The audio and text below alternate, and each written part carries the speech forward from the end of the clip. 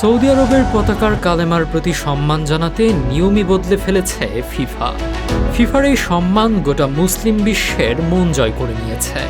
Saudi আরব ও উরুগুয়ের মধ্যকার high voltage ম্যাচে দেখা গেছে এমন এক অনন্য দৃশ্য। এ যেন শুধু সৌদির পতাকার প্রতি নয়, ইসলাম ধর্মের প্রতিও সম্মান জানালো ফুটবলের সর্বোচ্চ নিয়ন্ত্রণ সংস্থা। ফুটবল মাঠের জাঁকজমকপূর্ণ আয়োজনে সাধারণত সব দেশের পতাকা মাটিতে রাখা হয়, কিন্তু সৌদি আরবের পতাকায় থাকা পবিত্র কালেমার মর্যাদা রক্ষায় ফিফার আয়োজকরা অত্যন্ত সম্মানের সাথে পতাকাটি মাটিতে না রেখে হাতে উঁচুতে ধরে রেখেছিলেন। পবিত্র বিশ্বাসের এই চিহ্নের প্রতি এমন সম্মান প্রদর্শন বিশ্বজুড়ে অগণিত মানুষের হৃদয়ে এক গভীর ভালোবাসার জায়গা করে নিয়েছে। এই আবেগী মুহূর্তের পরেই শুরু হয় মাঠের উত্তেজনাকর লড়াই।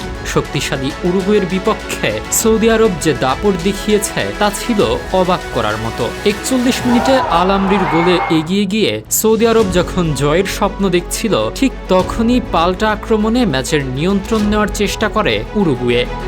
৮০ মিনিটে আরাউহোর গোলে ম্যাচটি ১-১ সমতায় শেষ হলেও পুরো ম্যাচ জুড়ে সৌদির লড়াই আর পতাকার প্রতি ফিফার এই সম্মানটুকু ফুটবল ইতিহাসের পাতায় বিশেষ জায়গা করে নেবে।